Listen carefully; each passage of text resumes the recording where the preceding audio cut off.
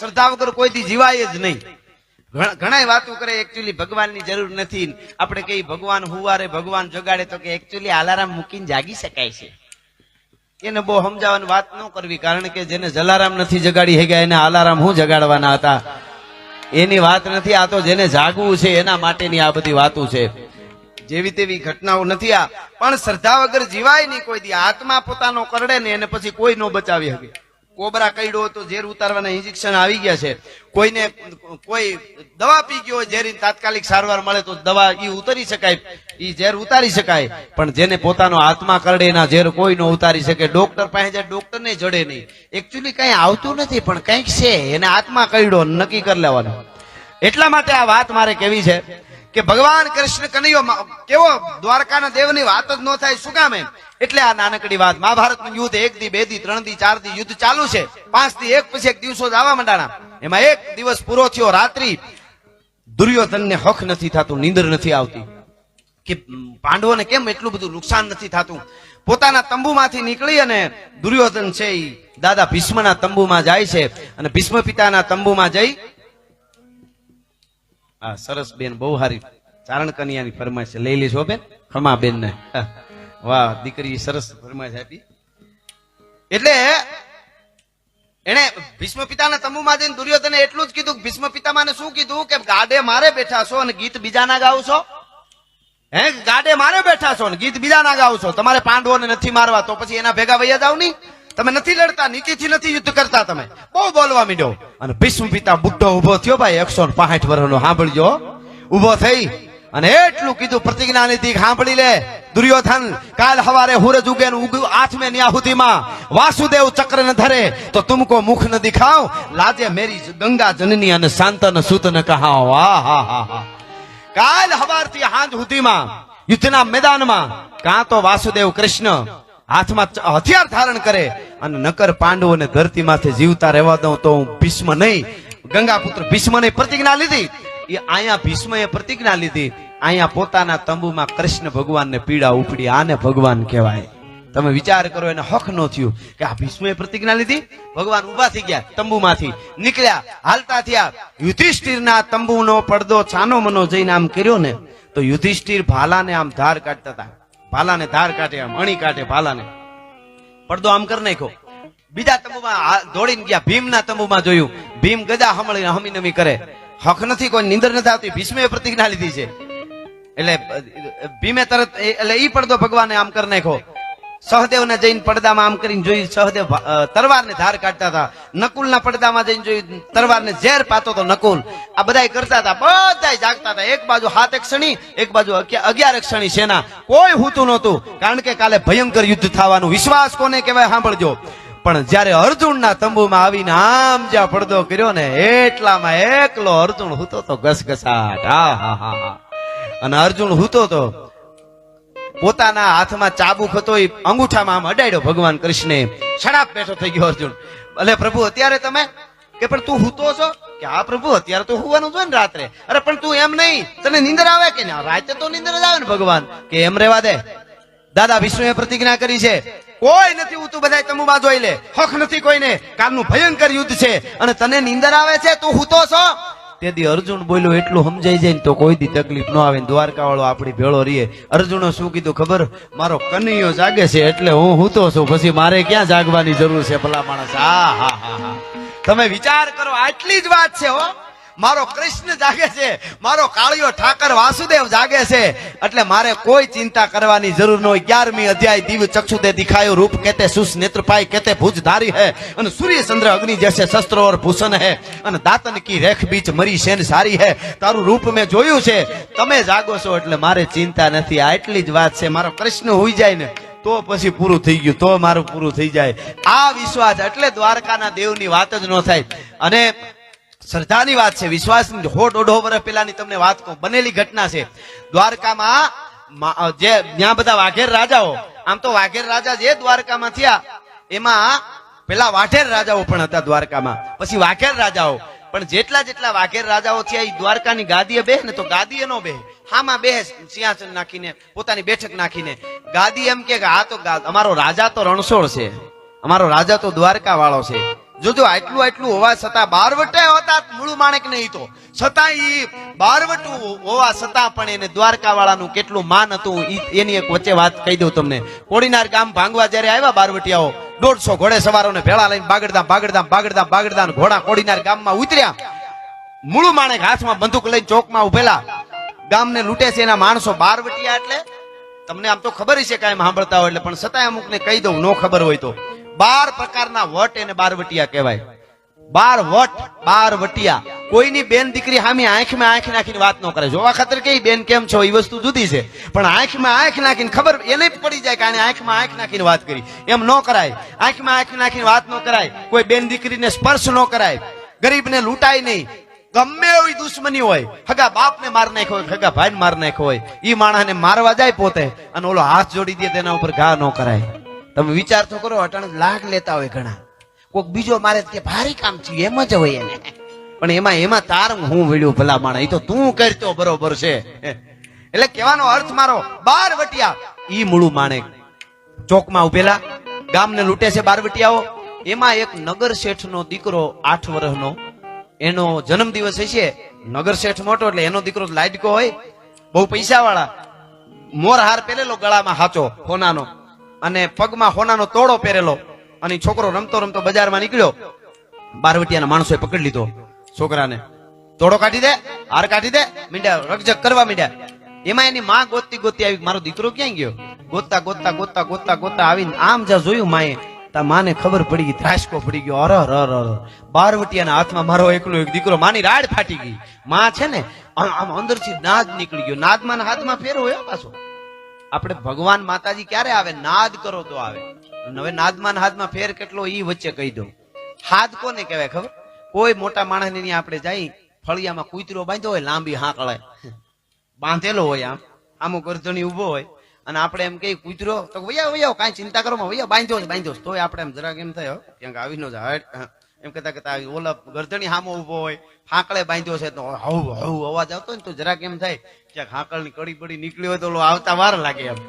તો આપણે કરતા હોય ને હેડ હેડ, એને હાથ કહેવાય. ઈ અહીંથી આવતો હેડ હેડ. નાદ કોને કહેવાય ખબર? ચોર ચોરી કરવા જતો હોય, અંધારી ગલી હોય, અંધારી ગલીમાં હતાતો કોઈ જોઈ ન જોઈ એ રીતે જાતો હોય, એમાં ઓસિંતાનો કાળિયો કૂતરો હવ કરીને આવે બજારમાંથી, અને પછી જે થાય ને એને નાદ કહેવાય. એ અહીંયાથી આવે. નાદ કરવો પડે, પણ અહીંયા બાઈ નો નાદ નીકળી ગયો, રાડ ફાટી ગયો. એની માની ઓલ બાળકને માની મારા દીકરાને બારવટીએ પકડી લીધો, માર નાખશે. દીકરાનું નામ માધવ હતું. સાંભળજો, માધવ હતું દીકરાનું નામ. બાઈએ શું કીધું? એ બેટા માધવ, એને હાર આપી દે, એને આપી દે, બધા ઘરે આપી દે, હું તને બીજા લઈ દે, તને મારી નાખશે. માધવ એ બારવટિયા છે, માધવ દઈ દે. પણ મિત્રો, માધવ ઈ અવાજ મૂળું માણેક નામના બારવટિયા નેકી ટેકી આ ધરતીની હું હતી એટલે કહું છું. એના કાને પડ્યો ને, આમ અવાજ પડ્યો ને, મૂળું માણેક પડકારો નીકળી ગયો. ભા એની કે છડી દે, એની જો નાલો માધો ગાય, માધો અછાજો પે. ભાઈ એને છોડી દે, એ છોકરાને છોડી દે, એને લૂંટાય નહીં. એનું નામ માધવ છે, અને માધવ આપણા બાપ દ્વારકા વાળાનું નામ છે. એને લૂંટાય નહીં, એને છોડી દે બાપ, એનું નામ માધવ છે. તમે વિચાર કરો. આપણે ધર્મ અત્યારે સનાતન ઉપર ઘણી ઘટનાઓ બને છે. કોઈ ધર્મની આપણે ટીકા નથી, આપણે તો બધાને માન આપવા વાળા છે. ઘણા પાસે શીખવા જેવું છે આપણે. હા, પણ સનાતન ધર્મની નીકળી રાયડું નાખે કાંઈ ફેર નહીં પડે. હું તો એમ કહું મામા, હવે જીવનમાં લેવો પડશે આપણે ધર્મને. જીવનમાં એટલે હાંજ હવાર આપણે અમે નાના હતા ઘરમાં અને નેહડામાં રહેતા હતા ત્યારે મારા માં, અમે હાંજને ટાણે હું કે મારી બેનું નાની, અમે પાણી પીવા જઈએ ને ગોળા બાજુ હાલતા થઈ, મારી માં કે ક્યાં પાણી પીતો નહીં અથવા પાણી પીતી નહીં છોકરી. કાં તો બસ ધૂપ ધુવાડાનું ટાણું થઈ ગયું છે, એટલે આમ ઘડિયાળ બળીએ તો પણ ખબર પડી જાય. હવે 10-15 મિનિટ સંધ્યા ટાણું ધૂપ દીવા થઈ જાય ને પછી ત્યાં સુધી મોઢામાં કાંઈ ન નાખાય. તો આ જીવનમાં વણાયેલો હતો. યુનિવર્સિટી હતી આપણી. અટાણે બરોબર 7 વાગે ઝાલર વાગે તો કે પાણીપુરીની પ્લેટ મગાવીને ભાઈ, એટલે હું આ નાસ્તો કરવાનો અલાર્મ છે. પછી કે અમારો હમ ધરમ કો બચાએંગે, એમ ન હાલે. એ તો હાંજને ટાણે દી હાથમાં ગાડી જાતી હોય ગાડીમાં બેઠા બેઠા આપણે ભલે ને એવું થોડું છે. હે મારા નાથ, અખિલ બ્રહ્માંડના માલિક, કરોડો દેતા ન મળે એવી અમને કાયા દીધી છે, હાથ દીધા છે, આવું શરીર, આમાં કિડની, લીવર ને ફલાણું ઢીકડું, અરબો દેતા ન મળે એવું આવો મનુષ્ય દેહ મળ્યો છે. હું બોલી હગું છું, દુનિયાને જોઈ હગું છું. મારો બાપ તારો ઉપકાર ખાલી એટલું કરીને સ્મરણ કરી લેવું ને તોય ભોળિયો નાથ અને જગદંબા અને દ્વારકા વાળો રાજી રહે બધા માણસ. બીજું કાંઈ જરૂર. સનાતન ધર્મને હવે જીવનમાં લેવો. ગામડે ગામડે હું તો કોઈ મંડળો ભેળા કરીને હવે કંઈક કરવું જોઈએ. ચારે બાજુથી ન બોલવાનું બોલે છે આપણા ઉપર, ન બોલવાની આખી કથાઓ. તમે રામાયણ મારી પાસે કોઈક દી ફરી હોય તો આવજો બતાવી રામાયણ. મને તો આમ હું એકલો રોયેલો છું. આ કોઈ હારું લગાડવા નથી કેતો કે આ ઘટના બને. રામને કેવા ચિત્ર્યા છે, સીતા બની ગયું છે ઓલરેડી. મહાભારત રામાયણ બધા છપાઈ ગયા, યુટ્યુબમાં ચડી ગયા છે. આપણી પ્રજાને આપણા બાળકને હાચું નહીં પુગાડી તો ખોટું તો તૈયાર જ છે એની પાસે. કારણ કે એને એમાં કામ કરે. અરબો ખરબો બહારથી ફંડો આવે છે આપણા ધર્મને ભૂલાવા. ઇંગ્લિશ મીડિયમમાં આપણા બાળકો ભણવા જતા હોય, સ્કૂલની બસ ઉભી રાખવામાં આવે છે. કેટલી જગ્યાએ અમે બનેલી સ્કૂલ વાળાએ મને વાત કરેલી, હકીકત તમને કહું છું અને પુરાવા છે એ કહું છું. બસ ઉભી રાખી દે વચ્ચે, ક્રિશ્ચન ધર્મ વાળા હોય એટલે એનો ડ્રાઈવર, અને પછી બંધ કરે બસ. પછી આપણા બાળકોને કે હનુમાનનું નામ લ્યો, બસ બંધ પડી ગઈ, કદાચ ઉભી થાય તો, હાલતી થાય તો. પછી હનુમાન ચાલીસાની 2 કડી બોલે બાળકો. બિચારા આપણા બાળકોને શું ખબર હોય, કોરી પાટી છે એટલે કે ના નથી. પછી કે ભોળાનાથને યાદ કરો, માતાજીને કરો, રામને કરો, કૃષ્ણને કરો, ઘડીક આવું કરાવે. છેલ્લે કે ભગવાન ઈસુને યાદ કરો. ભગવાન ઈસુને યાદ કરાવીને પછી આમ કરીને સ્ટાર્ટ કરે. જો ભગવાન ઈસુથી મોટું કાંઈ નથી. આવું પણ બને છે, બને છે અને બને છે. આ ન બને એટલી જાગ્રતા આપણામાં હોવી જોઈએ તો ગણપતિ મહારાજની આપણે સ્થાપના કરી સાર્થક થાય. એવી ન બનવાની કેટલી. તો કહેવાનો અર્થ બારવટિયા છતાંય એનું નામ માધવ છે. એને આપણાથી લૂંટાઈ ની કેટલી ધ્યાન રાખતા હતા. પણ એનું નામ માધવ હતું ને એટલે ચિંટુ મોન્ટુ હોત ને તો પેલા ડોકું મળત ને પછી એનો તોડો કાઢતો. મને ના મારે કાંઈ વાંધો નહીં, પણ થોડુંક ભર્યું લાગે એવું તો એનામાં વિજ્ઞાન છે. આ વિજ્ઞાન છે. 1960 મુગલે આઝમ ફિલ્મ બની, વડીલોને પૂછ લેજો. એમાં આ હકીકત વાત કરું છું. આ બધા મનોવિજ્ઞાન ની વાત છે, આ સાયન્સ સાથે જોડાયેલી વાત. એટલે કહું 1960 મુગલે આઝમ ફિલ્મ બની. એમાં દિલીપ કુમારને પગમાં મોજડી પહેરાવી હતી ને, એમાં હાચા હીરા ટાકેલા. કે આસિફ નામનો એનો ડાયરેક્ટર, પૈસા કોક પારસીએ રોકેલા, તો એમાં એને હાચા હીરા ટાક્યા મોજડીમાં. તો કોકે કીધું કે તું ઓલાને ખબર નથી પડતી, બિચારાને હાવ પૈસા વાળો બહુ છે ને, ઓલો જે રોકો વાળો પારસી છે. અને ડાયરેક્ટરને કીધું તું મારી કા નાખ, હવે પગમાં હીરા ટાક્યા ઈ તો કોણ જોવાનું છે, અને જોહે તો માનશે કોણ કે આ હાચા હીરા છે. તો ઈ ડાયરેક્ટરે કીધું સાંભળજો કે દિલીપ કુમાર હિન્દુસ્તાનનો શાહજાદો બનવાનો છે. તો હું ઓડિયન્સ માટે આ હીરા નથી મોજડીમાં ટાંકતો, પણ દિલીપ કુમાર જયારે એનું પાત્ર ભજવીને આવશે ને મોજડી પહેરીને, તો એને તો ખબર હશે ને કે આ મારી મોજડીમાં હાચા હીરા છે. એની ફિલિંગ આવશે કે હું હિન્દુસ્તાનનો દિલ્હીનો શાહજાદો છું, એટલા માટે હાચા હીરા ટાંક્યા. તમે કલ્પના કરો કેવડી મોટું મનોવિજ્ઞાન છે. તો આ તો છે જ આપણે ત્યાં. આપણે આપણું પહેરવા પહેરીને તમે બજારમાં નીકળજો, જૂનો પહેરવા પાઘડી કોક દી કડીઓ પહેરીને નીકળજો, તમારી હાલ ફરી જાય ભલા માણસ. ઘણા પ્રકારની ઓલા ઘણા કાયમના માટે નાટકમાં સ્ત્રી બનતા હોય, બકાલું લેવા જતી કે ભાઈ કેટલા રૂપિયા, કારેલાનું શું છે, ખબર પડી જાય કે આ બેન બનતો હોય છે એમ. એ તો છે જ ને કે ઓલો કે ભાઈ આટલા 100 કિલો ન હોય મારા બાપ, ન હોય મારા પેટ. આવો આવો દાનામાં આવો. અમારે દાનામાં બધા ભાજપમાં આવી ગયા છે, હવે કઈ ઘટે નહીં. એટલે બધા કઈ ઘટે નહીં. અમારા માટે બધા પાર્ટીઓ હરખા, પણ હવે મોદી સાહેબ ગમે છે તો ગમે છે યાર, શું કરવું. આવો આવો દાનામાં મજબૂત, આવા મજબૂત માણસો જોઈએ, અમને રાખજો ભેગા. બરોબર છે ને મામા.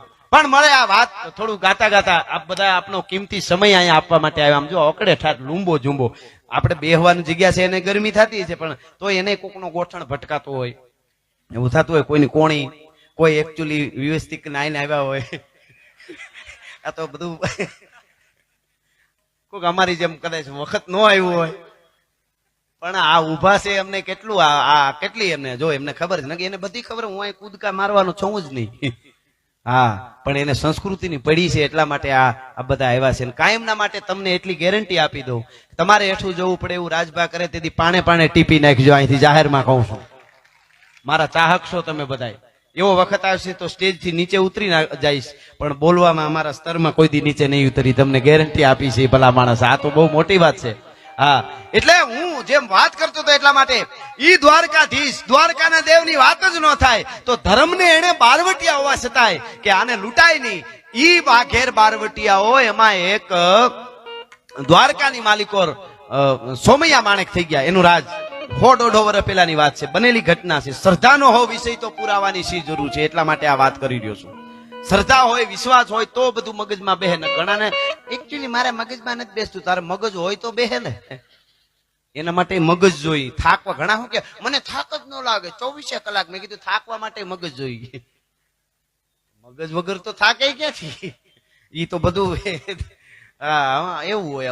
અમુક પાછું કોકે સરસ લખ્યું છે કે નવરો માણસ છે ને હરતો ફરતો બોમ્બ છે, એનું ધ્યાન જ રાખવું. આપણે એક વાર્તા તમે સાંભળી છે, નાના હતા ત્યાં આવતું ને કે રાક્ષસ હોય ને ભૂત હોય કઈક એવો પલિત ને એને કે સોટલી કઈક એની બાંધી દઈ તો પછી આપણે કહીએ એમ કરે. ઈ ભૂત કોઈ, ઈ દૂત બીજો કોઈ નહીં, આપણું મન. એને હારા ઠેકાણે તમે પૂરવી દો, હારા પુસ્તકો વાંચવામાં, હારે ઠેકાણે સત્સંગમાં, રાષ્ટ્રના કામમાં, તો ઈ ભૂત ઈ રીતે કામ, મન ભૂત જ છે.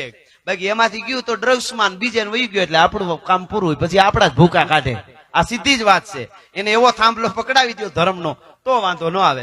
એટલે હું આ વાત કરીને પછી મારે વિષય થોડો બદલાવીશું. પણ સોમૈયા માણેક દ્વારકાની ગાદી, અને એમાં પ્રતાપી રાજા સોમૈયા માણેક, બહુ પ્રતાપી રાજા અને દ્વારકા વાળાના પરમ ભક્ત. એ સોમૈયા માણેકની નામના એટલી બધી ફેલાણેલી કે સોમૈયા માણેકની માનતાઓ મીંડી થવા. આજુબાજુના આવા કોઈ સૌરાષ્ટ્રના ગામડામાં કોઈ બેન દીકરી 15 વર્ષ થઈ ગયા સંતાન થતું નહોતું તો એને શ્રદ્ધાથી માનતા કરી કે હે સોમૈયા માણેક, મારે ત્યાં સંતાન થાય ને તો હું તારે ત્યાં માનતા ચડાવવા આવી. હું માનતા એ આગળ હું તમને કહું. એને માનતા કરી દીધી અને એ વિશ્વાસ હતો. એ દીકરીને દૂધના ફીણ જેવા દીકરાનો જન્મ થયો, કેહુડાના ફૂલ જેવો દીકરો 6 મહિનાનો થયો. એ દીકરીએ પોતાના પતિને ભેળો લઈ, ગાડા ખેડૂને ભેળો લઈ, પોતાનો પતિ અને ગાડું જોડી અને ગાડામાં નાળિયેર ભર્યા. હો નાળિયેરની માનતા હતી. હો નાળિયેર ભરીને ગાડું લઈને દ્વારકા આવ્યું. ગાડું ધીરું દ્વારકાની બજારમાં ગાડું ઉયું આવે.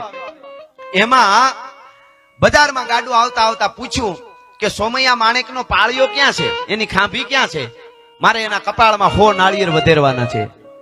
એમાં અમુક માણસો ઈર્ષાળુ હોય એને મજા આવી ગઈ. હાલે લે, આ બાઈને જ ખબર નથી કે સોમૈયા માણેક રાજા છે ને જીવે છે. અને એ બાઈને એમ હતું કે સોમૈયા માણેક પ્રતાપી રાજા થઈ ગયા ને એનો પાળિયો વાળિયો હોય છે તો હું એના પાળિયામાં 100 નાળિયેર ફોડી, સીધા નાળિયેર, જો મારે ત્યાં સંતાન થાય તો તેને દીકરો આવ્યો. અને ઓલા ઈર્ષાખોર માણસ હળી કાઢીને સોમૈયા માણેક ને કહેવા ગયા, લે દેવજા દીકરા ફોડ, અને માથું ફોડાય કે દેવનો દીકરો થઈ ગયો તો ને, હવે 100 નાળિયેર તારા કપાળમાં બાય ફોડવાની છે. એવું બધું. કારણ કે ઈર્ષાખોર માણસ હોય એને કોકનું નુકસાન, ઘણાને એવું હોય બે બાજુ ભડકો કરીને પોતે તાપે ને બે બાજુ ભડ થતું હોય. કોકને હળગાવે તો જ એને મજા આવે. બોલો, 2 જણાને પૂછેલું કેમ મજામાં, તબિયત પાણી હારા? મને કે થાય દુખી કરી નાખો. મેં કીધું બાબો તમારો? મને કે લઈ જાવ તમારો છે. બોલો, આને હું કેવું? મેં કીધું આને અરે માથાકૂટ ન કરાય, એને ઠેકાણા હોવા જોઈએ ને. એટલે એવો માણસ, ઈર્ષાળુ માણસે જઈને કહી દીધું કે તને તારા માથામાં નાળિયેર ફોડવા એક બાઈ આવીશ માનતા કરવા. સોમૈયા માણેક કે મારો ઠાકર કરે હાસુ, દ્વારકા વાળો કરે હાસુ. બાઈ ની ગાડું લઈને આવી. પછી બાઈ ને ખબર પડી કે સોમૈયો માણેક હકીકતમાં જીવે છે, એનો પાળિયો નથી, પોતે જીવે છે. બાઈ ને દુઃખ થયું, રોવા માંડી અને હામી આવી. સોમૈયો માણેક ચોકમાં આવ્યો, હામો ઈ પાઘડી નો હલિયચ મુજી ધી હલિયચ, વૈયાય મારી દીકરી, બેટા વૈયાય, તું તારે વૈયાય તારી માનતા. અરે બાપુ, મને ખબર નહોતી કે તમે જીવો છો. મને એમ કે એનો પાળિયો હોય છે, દેવતા પુરુષ થઈ ગયો છે, એના માથામાં હું નાળિયેર ફોડી, પણ હવે હું થોડી ફોડી શકું તમારા નહીં. હલિયચ મુજી ધી, દ્વારકાધીશના સોગન છે, તને સોમૈયા માણેકના સોગન છે, હોય નાળિયેર મારા માથામાં ફોડ નહીં તો. હલિયચ મુજી ધી, ઈ મથો ખુલ્લો રાખી દિયાસી, આ માથું ખુલ્લું રાખી દીધું છે. જોર બરાબર જોર, તોજી માનતા જોર, તારી માનતા ચડાય બરાબર જુવાર. અને બહુ જયારે કીધું હમ દીધા, આમ બાઈએ નાળિયેર ગાડામાંથી હાથમાં લીધું. મિત્રો, દ્વારકા 150 વર્ષ પહેલાની બનેલી ઘટના છે. આખું દ્વારકા તેથી જોતું હોય છે. અને એ બાઈ હાથમાં નાળિયેર લઈ આંખ બંધ કરી અને બાઈ રોતી કારણ કે દુઃખ થાય છે કે માથું ફૂટી જાય. આમ કરીને આમ નાળિયેરનો ગમ ઘા કર્યો. નાળિયેર વસ્તુ ત્યાંથી સોમૈયા માણેકના કપાળમાં નાળિયેર આવ્યું.